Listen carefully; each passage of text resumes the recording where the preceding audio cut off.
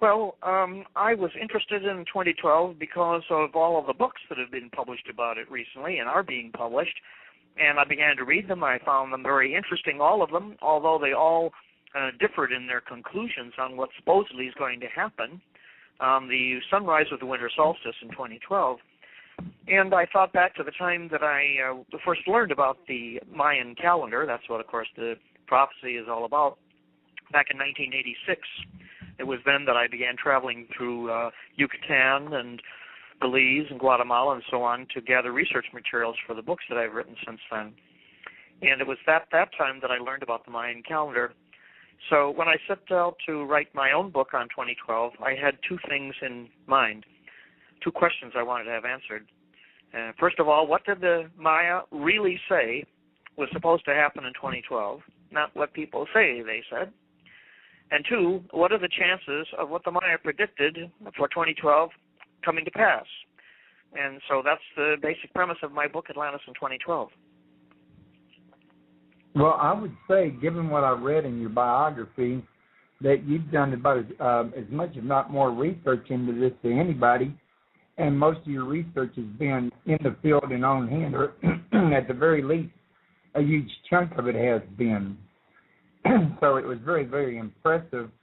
And I know that you and Zachariah Sitchin both agree that the Olmecs were, descendants of the Atlanteans, as well as progenitors of the Mayan.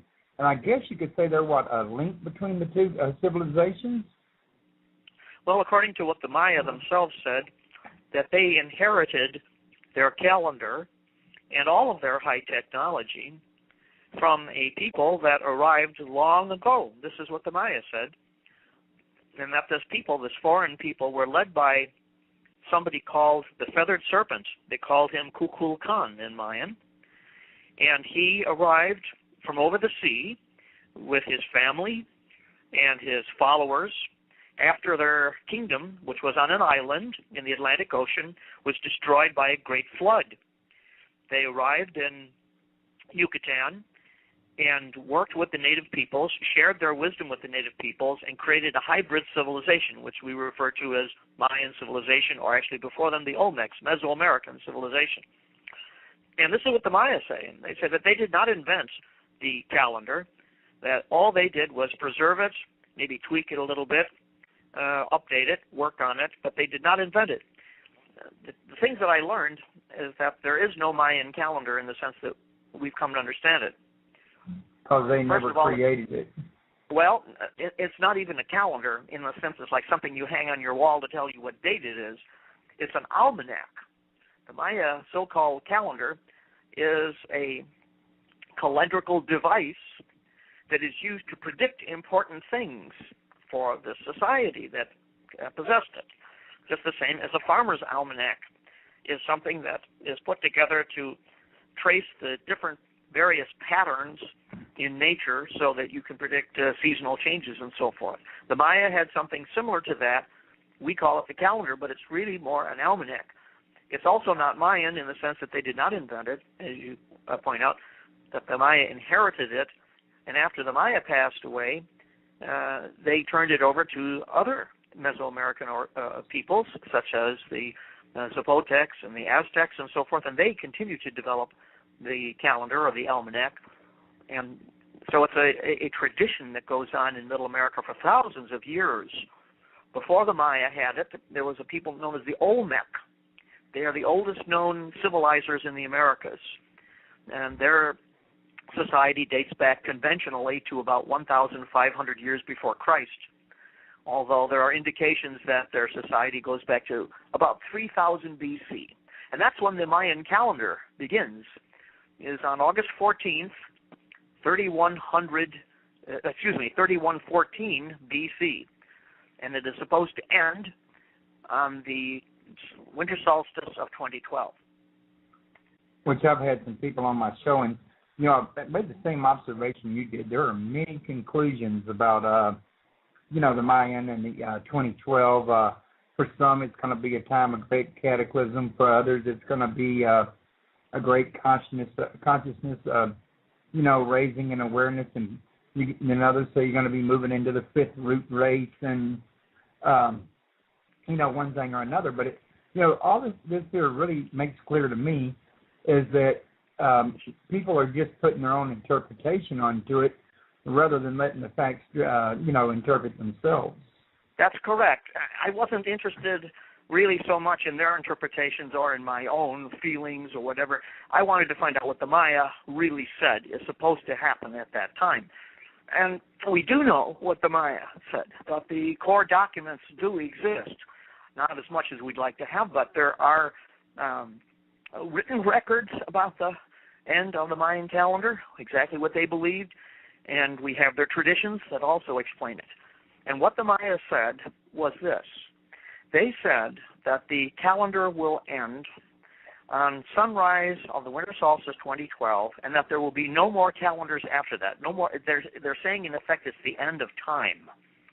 They had a calendar that was based on repetitive cycles of time. Those cycles will end in 2012. What does that mean? They just ran out of their computations for time, or what?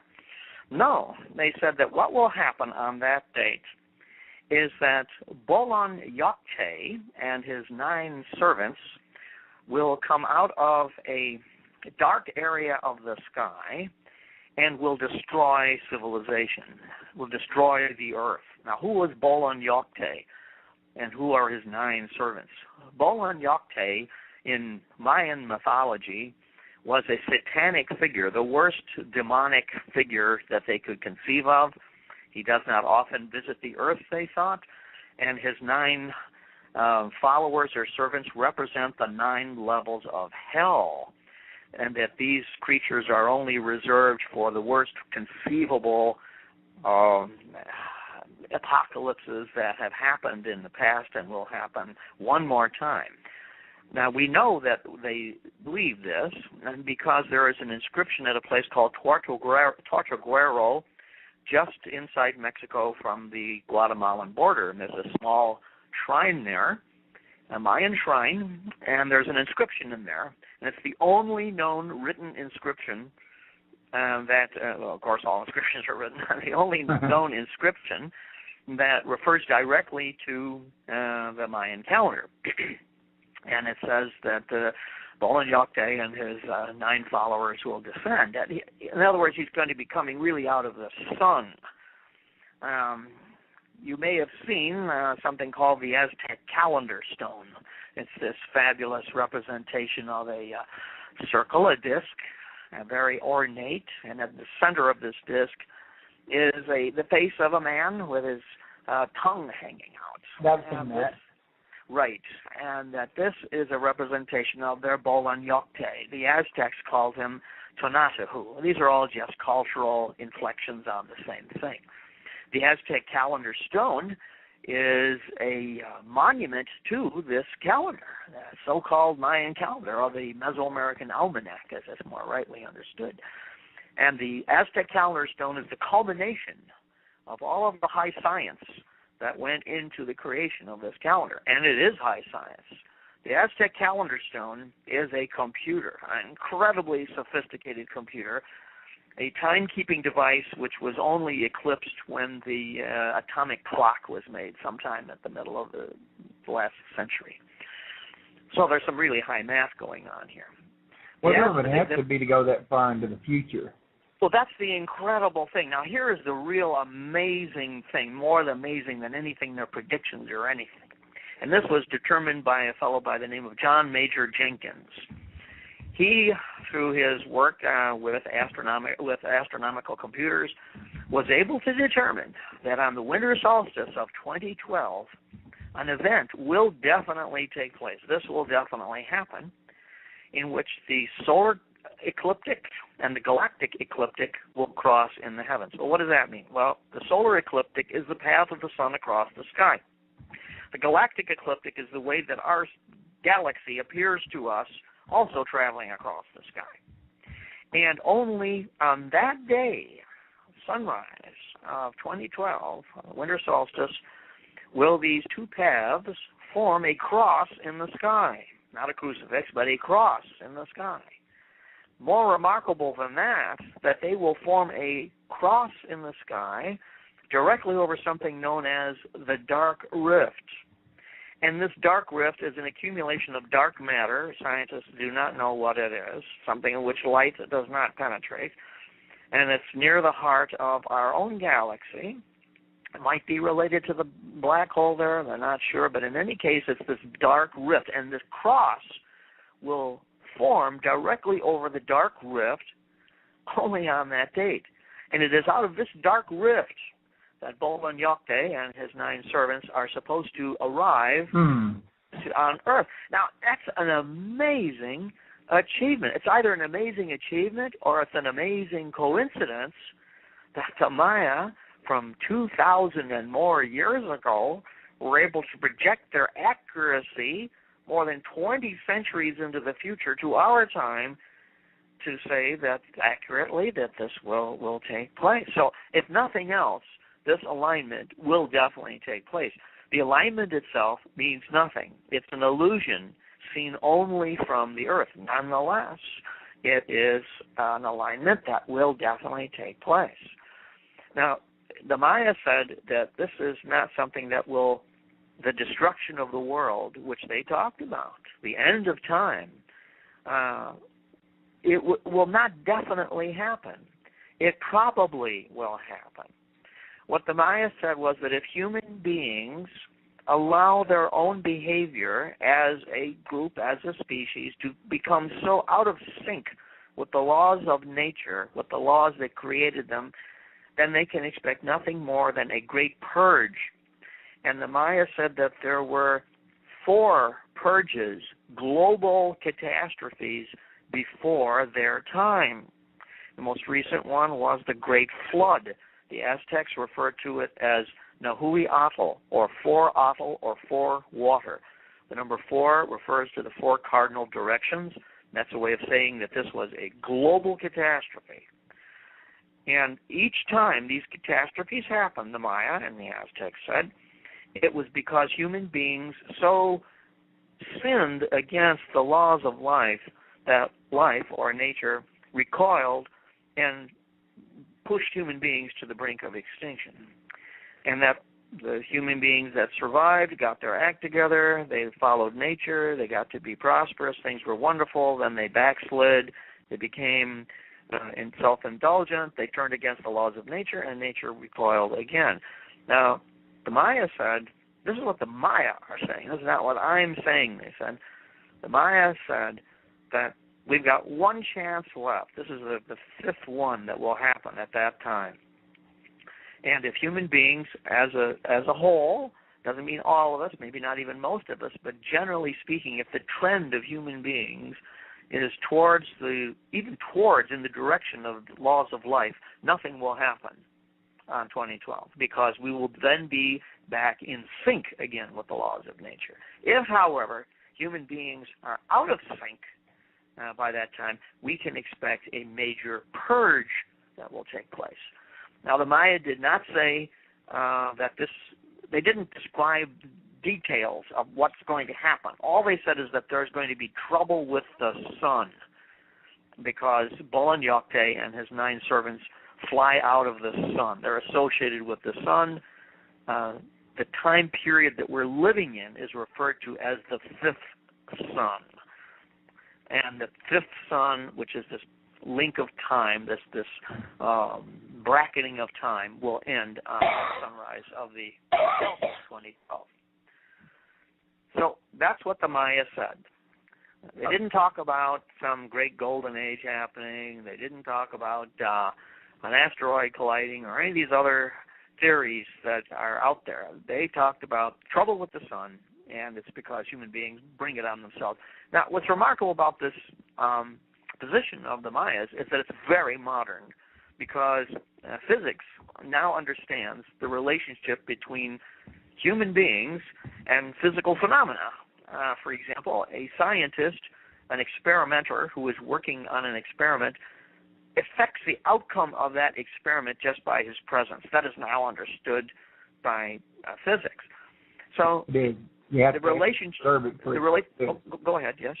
No, just confirming what you said, that because I had a physicist on my show, Bernard Heitch, and he said in his book that it's been confirmed that you have to actually observe something before something exists, or something has to be observed by somebody before it exists.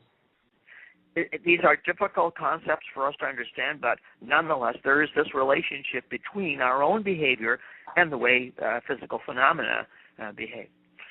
So I tried to find out, well, what are the chances of anything really happening, trouble with the sun, as it were, on 2012's winter solstice. And I did find a couple of scenarios of things that fit in generally with what the Maya were talking about that could happen. I'm not making predictions saying things will definitely happen. Neither did the Maya. They said that if human beings, like I said, got their act together, nothing would happen.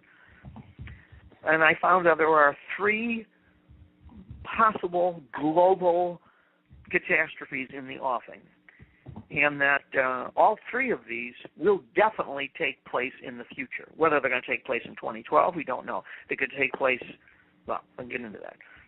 The first and the most immediate one, the most interesting one, is in regards to something that happened last summer. And this fits the Maya criteria for a global catastrophe quite well. And that is in early part of summer, last summer, there was the BP oil spill. And the BP oil spill, of course, was the greatest ecological catastrophe of its kind until then. And it's since been cleaned up. They've taken all of the oil off the surface. That's been achieved. However, the 500 billion tons, it's hard to imagine, 500 billion tons of crude oil that has been dumped into the sea, only a fraction of it went to the surface. Most of it went down deep into the lower depths of the Gulf of Mexico. Now, the difficulty with that is that crude oil is hot, and it heats up the temperatures of the water around it. At the bottom of the sea, of all seas throughout the world, there are huge deposits of methane. Well, that's, of course, the reason why the oil rigs are there to begin with. And these deposits of methane are gigantic. And they are, of course, poison. They're poison gas. And they are held in check by a lattice work, a network of kind of like ice cubes. They're known as hydrates. And these hydrates are formed in nets. And the reason they're formed is because it's extremely cold at the bottom of the ocean. And these hydrates or nets hold in check these immense deposits of methane. It's very safe. I mean, there's no reason to think that anything would ever happen to the hydrates that would allow the methane to escape.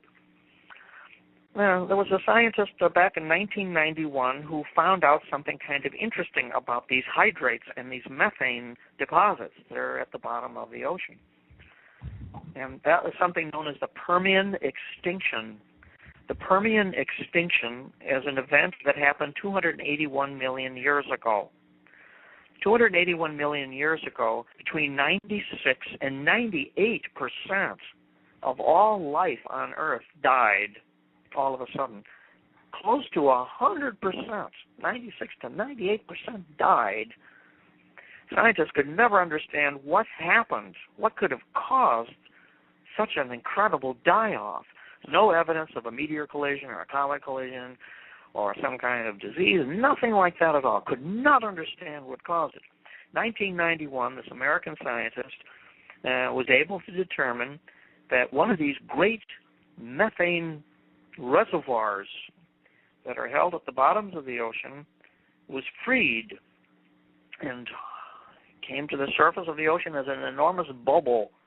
This bubble burst and created a mass extinction event by literally gassing everything to death with the methane gas that came out. Now, methane gas, when it's released into the atmosphere, dissipates.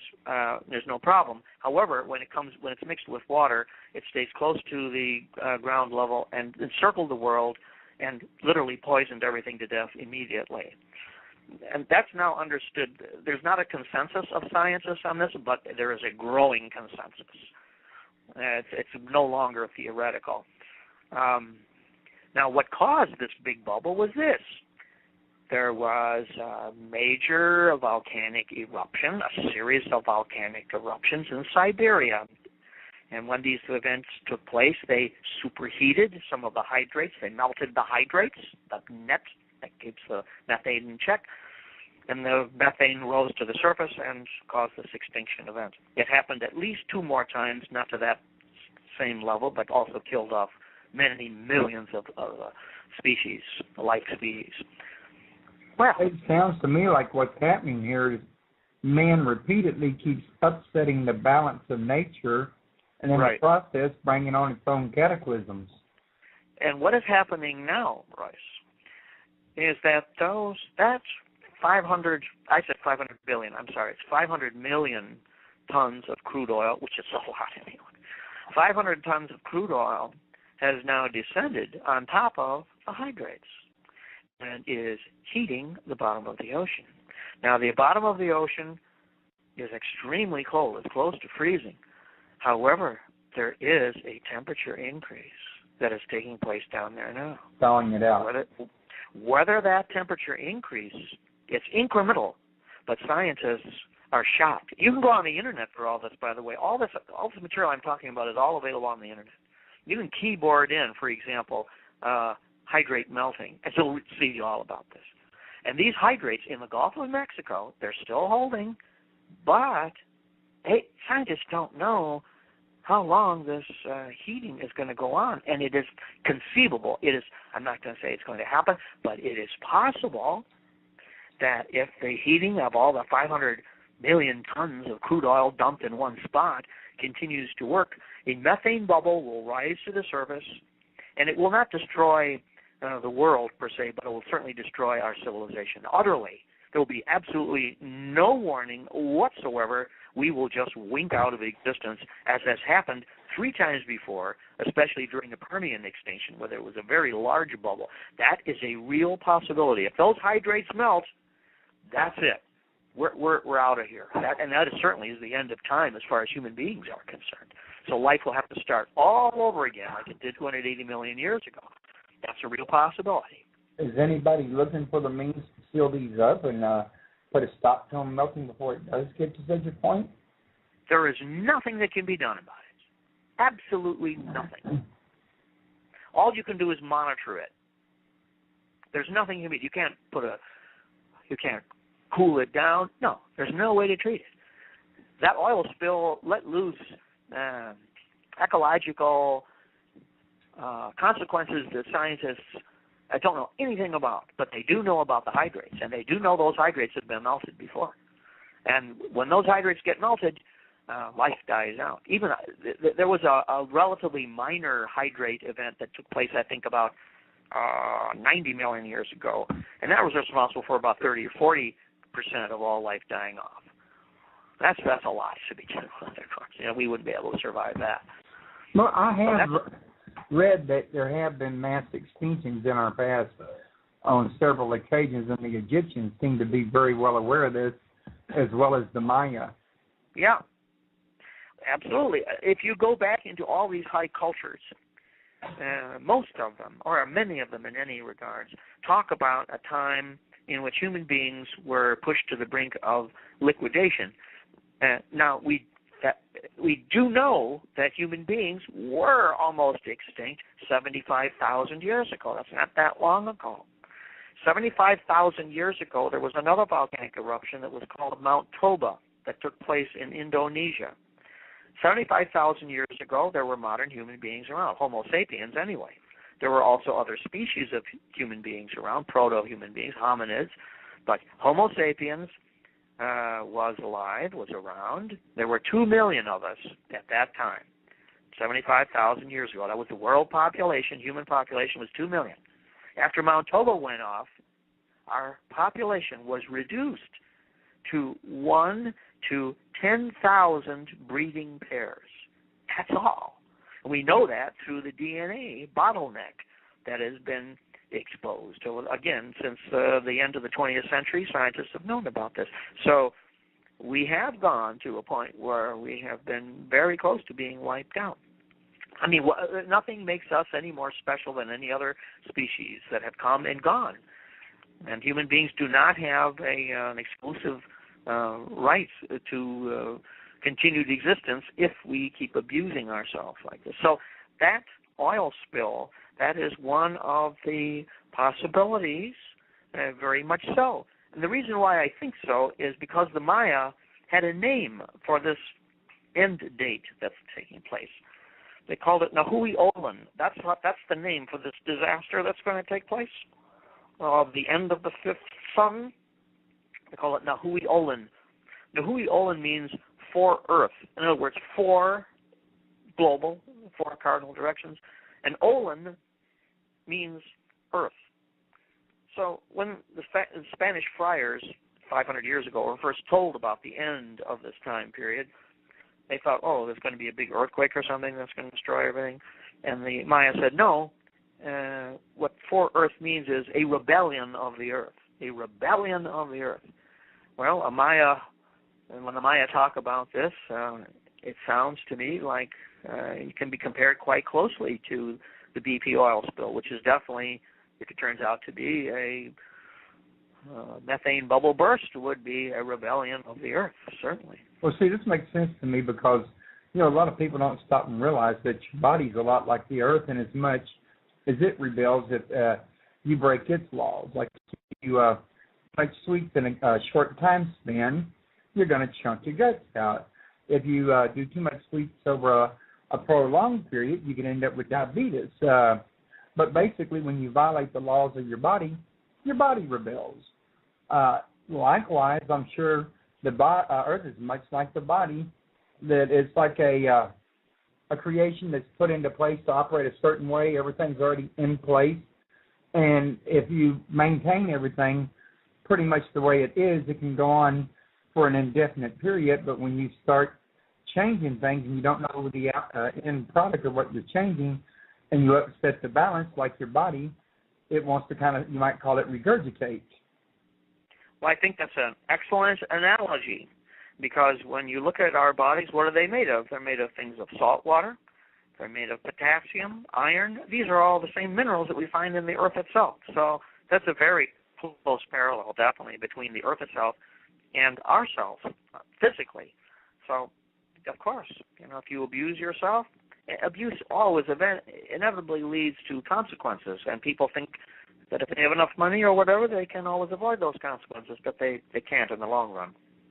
And, of course, spilling all kinds of toxics into your atmosphere, getting rid of rainforests, all of this has to, I'm sure, have a toll. And I'm pretty sure that, for example, cutting down a few trees or a little pollution, a campfire here and there would probably be non-consequential, but us humans are doing things in extremely large proportions. Well, the Greeks always said everything in moderation.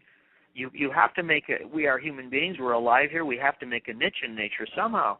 We should have our civilization. Civilization is the meaning of man, and it does take sometimes pollution and so forth, but if it's in moderation, nature can be very forgiving. It's only that when we become so self-indulgent that we run roughshod over the very forces that brought us into existence, that's when we can expect consequences. And the Maya and a lot of these various ancient peoples believed that God expressed his will through natural law, and that the closer you followed natural law, the closer you were following God's will.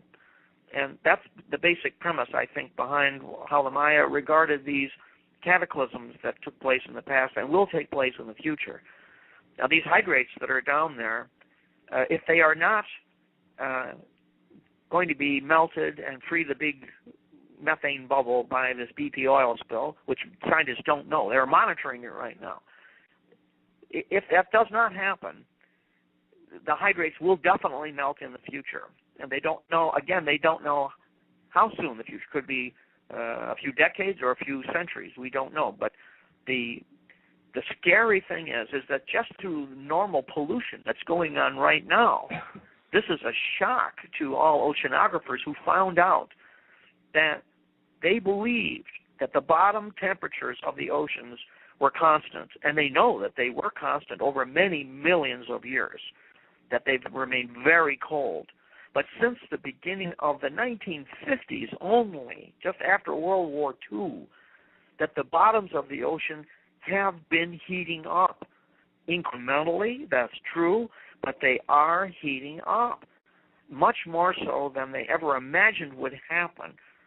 And that if this heating continues, and it will continue because our industrial society demands it, that those hydrogens will definitely melt. But scientists don't know how soon, but they say that they will melt, and we are going to have a methane bubble event in the future.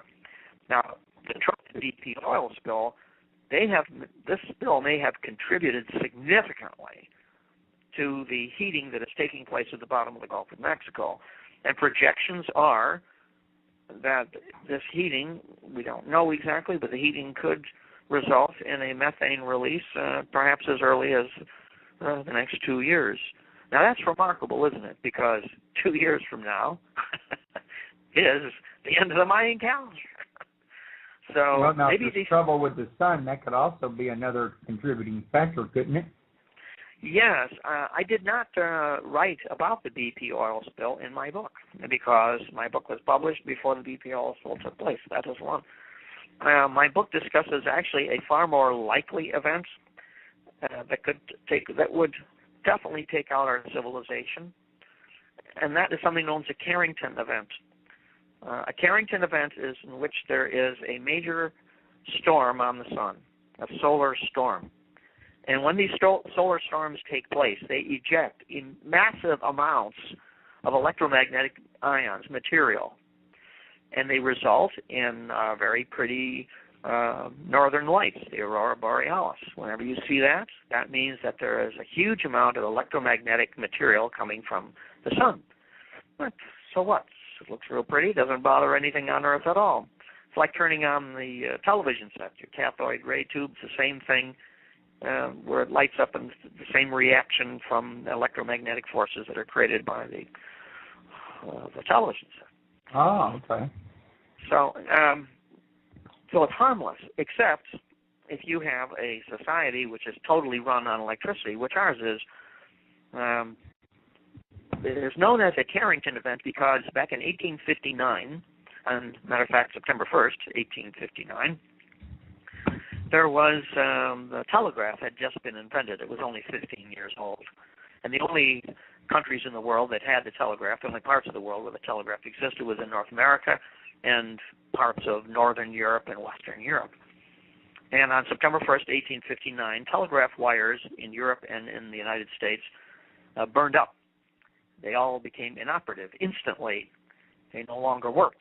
There had some minor fires. Some telegraph operators were knocked unconscious, although nobody was killed. Nobody was seriously hurt. There were some burns. And so the United States government commissioned its scientists to determine what happened, what caused this. And one of the scientists' name was Richard Carrington, who's not well known today at all. And Richard Carrington determined that it was a solar storm that had interfaced with the magnetosphere of the Earth to such a degree that it then began to interface with the telegraph systems and shorted out the telegraph systems. And he deduced this because the night before the Carrington event took place, it was named after himself later, of course, was the greatest display of the northern lights in modern history. The northern lights were so bright that animals were waking up prematurely. The northern lights were seen all the way as far south as Cuba, and so he thought that this is what caused it. When he made his declaration in the 1860s, scientists were not sure that he was correct, but in the 20th century, science had advanced further enough to confirm that his deduction was completely correct and was therefore referred to as a Carrington event. The next Carrington event that took place was in 1921. It was a minor event, minor solar storm. Nonetheless, it shut down the New York City Railroad, also caused fires in Sweden. The other Carrington event that took place was in 1964. That's known as the New York Blackout, where all power went down in New York City. And then the last Carrington event, last known one, was in 1989, in which Quebec experienced a 7 or 9 hour blackout. Well, these were relatively minor events. Okay, well, go ahead. I'm sorry, I didn't mean to interrupt. No, go ahead. Go ahead. I was just going to say, while I was listening to you, the thought occurred to me, if, solar flares affect us, what are we doing that affects the sun that can maybe make solar flares rays? Are they doing it on their own? Is it a natural recurring event? Or is are they the opposite end of what we're doing? Well, no, I don't think there's anything that we can do can affect the sun whatsoever, except as how it relates to ourselves. But as far as the sun itself is concerned, it's far too powerful for human beings to affect it in any way. But the Carrington event that took place in 1859 was a large one. If that one took place today, our entire civilization would grind to a halt. You couldn't even be able to turn on the water in your faucet. You wouldn't be able to flush your toilet. There'd be no gas.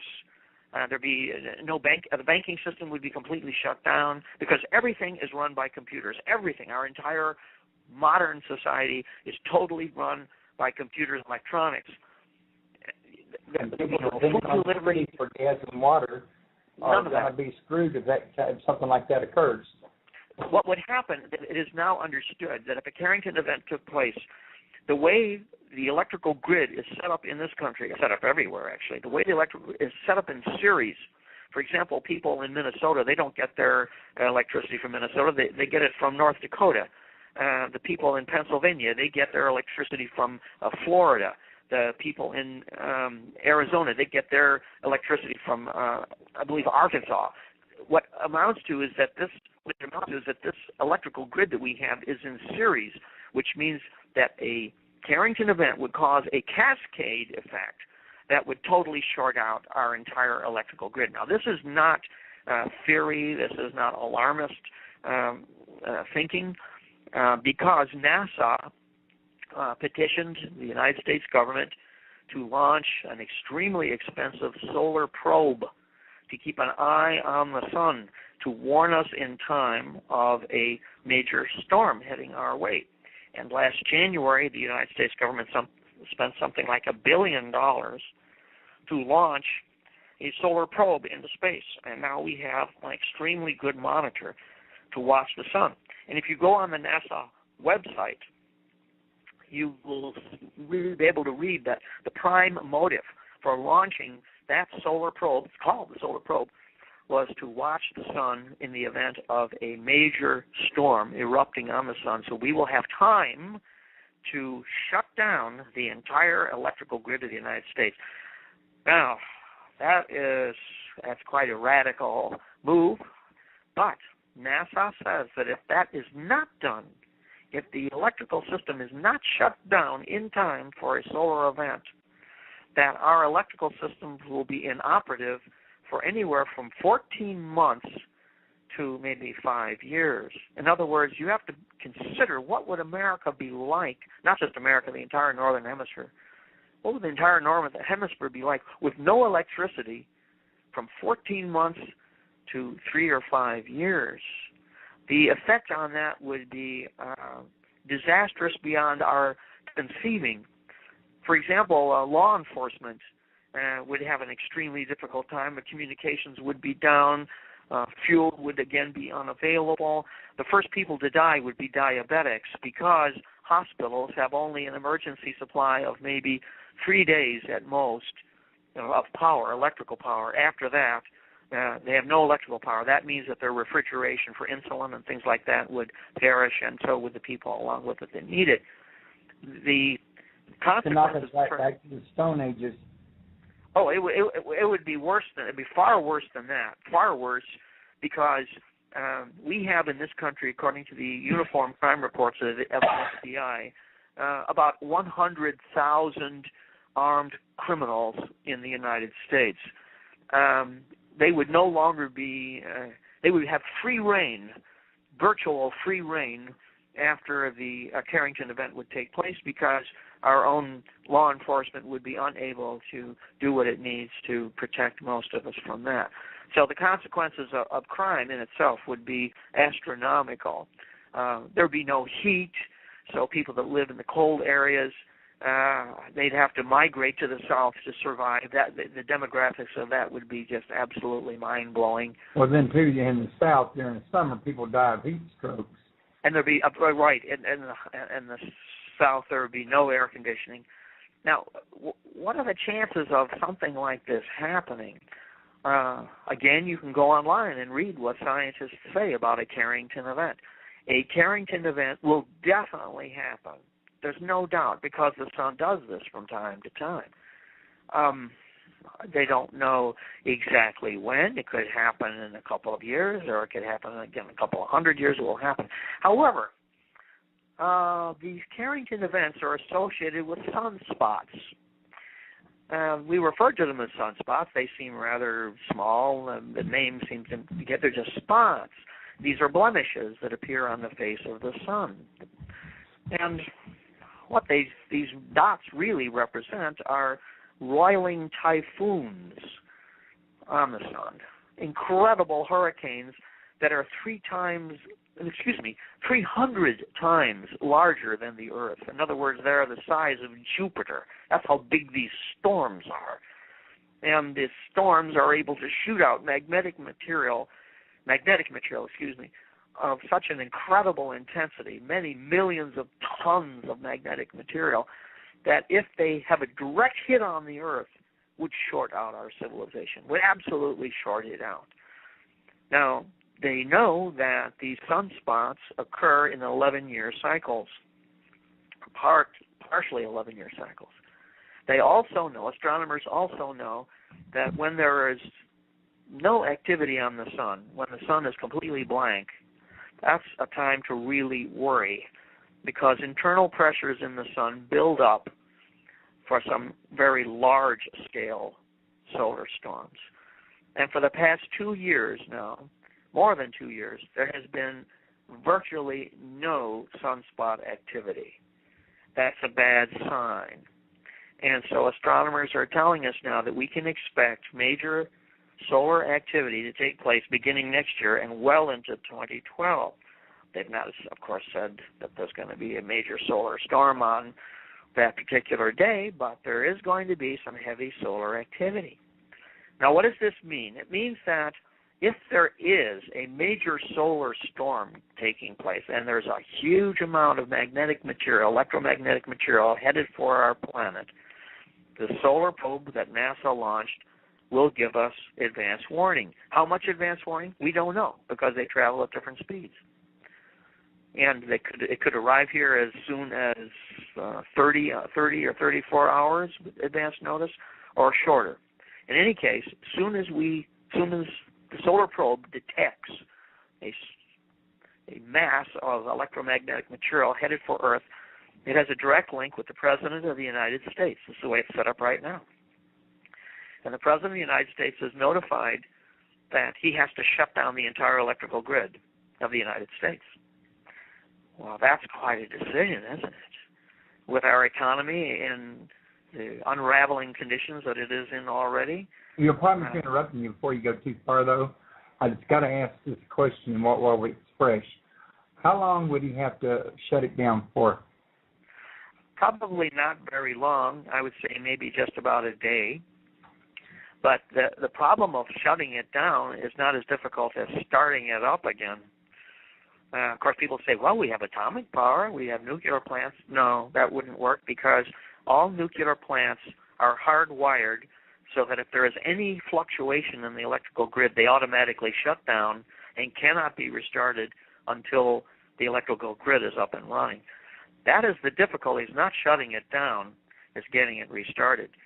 So in other words, the President of the United States, whoever that might be at the time, is faced with the decision of either not shutting it down and taking a chance, or not a very good chance, of having the entire electrical system fried for as much as 14 months or more, or else shutting it down and doing tremendous harm to our economy. Also, given the rather less than perfect performance of the U.S. government and things like Hurricane Katrina, could we really expect the type of high efficiency necessary for the government to shut down the electrical grid and then get back to work getting it started again? It's hard to imagine. The president would also be under tremendous pressure because what if NASA's wrong? What if the solar probe makes a mistake? What if that magnetic material misses the Earth and he shuts down the electrical grid unnecessarily? The political implications would be horrific. The economic implications would be 10 times worse. So this is the reality that faces. Now, this is real because the solar probe is up there, and it cost almost $1 billion. I mean, this is not something that somebody has faked up. Right. So tell me this: how does the solar people with solar panels get affected by this? They won't help at all because none of this helps because it all depends on an electrical grid. Now, if somebody has a solar panel that they're completely independent of the electrical grid, they won't be affected by what happens to the grid. But unfortunately, the magnetic energies, the electromagnetic energies that are let loose are so powerful. If it's going to be one like happened in 1859, that they'll fry any electrical components. For example, cars on the street probably will not be able to run. Especially because modern cars are run on computers. So they will probably be fried. Any computer that is on at the time, that is on and running when there's a Carrington event, you can have all the surge protectors you want. It will mean nothing. Airliners will fall out of the sky because they depend on avionics. They'll all be fried. They'll be flying by the seat of their pants, which will not be an easy thing to do if you've got something like a 747, virtually impossible to do. So there will probably be little pockets of people left that will have some kind of power if you have batteries. But then again, it isn't just like turning things off. This is an extremely electrical event, the power of which has not been fully understood and has the capacity to create what is referred to as a general meltdown. Well, it sounds to me like all of this here is describing, A, a purging, and 2, a cleansing. A cleansing, and it's also trouble with the sun. Right. I'm talking about a Carrington event would fit the description of trouble with the sun that would also be a cleanser and a purger. Right. Well, it certainly would. It wouldn't be the end of life on Earth, but it would be the end of our civilization. I cannot see how it's conceivable that we could bounce back anytime soon from something like that.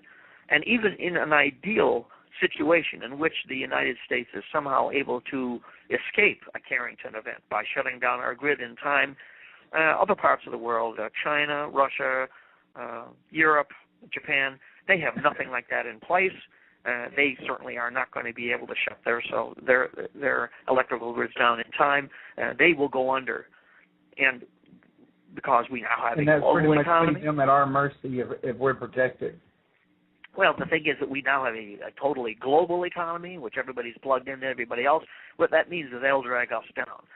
The United States will not be able to be so isolated from the rest of the world that we'll be able to survive, and they won't, because our economic ties are so close now to the rest of the world that the United States will have an extremely difficult time just staying on its feet, even though we would ideally miss this. But Japan and the rest, they'll be absolutely fried.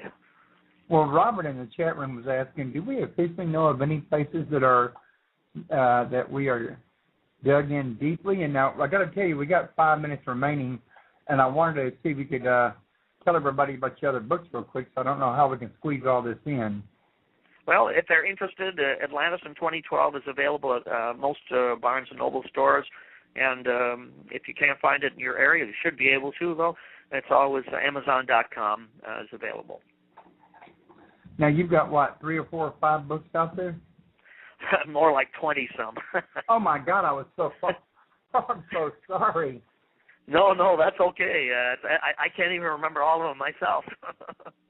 But, yeah, he's got a bunch of books. I think you go to Amazon and type in his name, Frank Joseph, and it should pull up all of his books. Also, I've got all of his were, descendants of the Atlanteans, as well as progenitors of the Mayan. And I guess you could say they're, a link between the two civilizations? Well, according to what the Maya themselves said, that they inherited their calendar and all of their high technology from a people that arrived long ago. This is what the Maya said. And that this foreign people, were led by somebody called the Feathered Serpent. They called him Kukulkan in Mayan. And he arrived from over the sea with his family and his followers after their kingdom, which was on an island in the Atlantic Ocean, was destroyed by a great flood. They arrived in Yucatan and worked with the native peoples, shared their wisdom with the native peoples, and created a hybrid civilization, which we refer to as Mayan civilization, or actually before them, the Olmecs, Mesoamerican civilization. And this is what the Maya say. They say that they did not invent the calendar, that all they did was preserve it, maybe tweak it a little bit, update it, work on it, but they did not invent it. The things that I learned is that there is no Mayan calendar in the sense that we've come to understand it. Because they never created it. Well, it's not even a calendar in the sense it's like something you hang on your wall to tell you what date it is. It's an almanac. The Maya so-called calendar is a calendrical device that is used to predict important things for the society that possessed it. Just the same as a farmer's almanac is something that is put together to trace.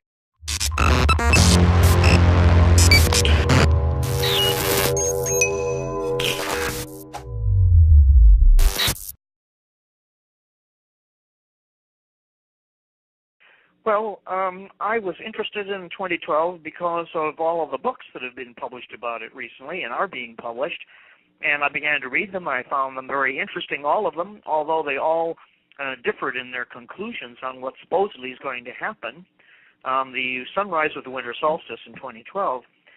And I thought back to the time that I first learned about the Mayan calendar. That's what, of course, the prophecy is all about. Back in 1986, it was then that I began traveling through Yucatan and Belize and Guatemala and so on to gather research materials for the books that I've written since then. And it was that time that I learned about the Mayan calendar. So when I set out to write my own book on 2012, I had two things in mind, two questions I wanted to have answered. First of all, what did the Maya really say was supposed to happen in 2012? Not what people say they said. And two, what are the chances of what the Maya predicted for 2012 coming to pass? And so that's the basic premise of my book, Atlantis in 2012. Well, I would say, given what I read in your biography, that you've done about as much, if not more, research into this than anybody, and most of your research has been in the field and on hand, or at the very least, a huge chunk of it has been. So it was very, very impressive. And I know that you and Zachariah Sitchin both agree that the Olmecs do it rather than letting the facts, interpret themselves. That's correct. I wasn't interested really so much in their interpretations or in my own feelings or whatever. I wanted to find out what the Maya really said is supposed to happen at that time. And we do know what the Maya said, that the core documents do exist. Not as much as we'd like to have, but there are written records about the end of the Mayan calendar, exactly what they believed, and we have their traditions that also explain it. And what the Maya said was this.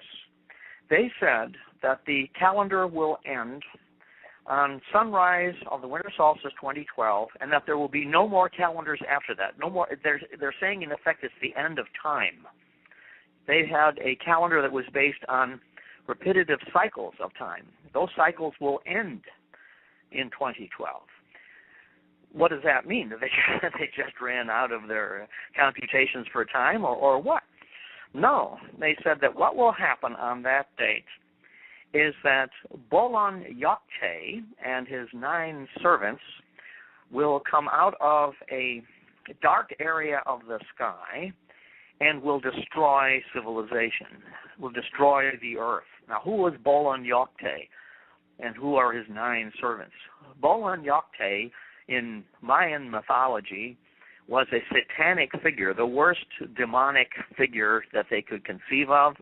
He does not often visit the earth, they thought, and his 9 followers or servants represent the 9 levels of hell, and that these creatures are only reserved for the worst. Trace the different various patterns in nature so that you can predict seasonal changes and so forth. The Maya had something similar to that. We call it the calendar, but it's really more an almanac.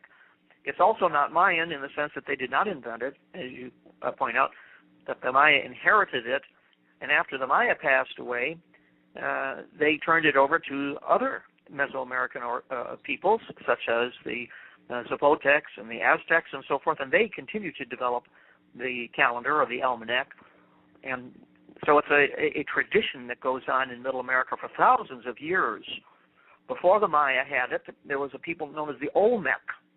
They are the oldest known civilizers in the Americas, and their society dates back conventionally to about 1,500 years before Christ, although there are indications that their society goes back to about 3,000 B.C.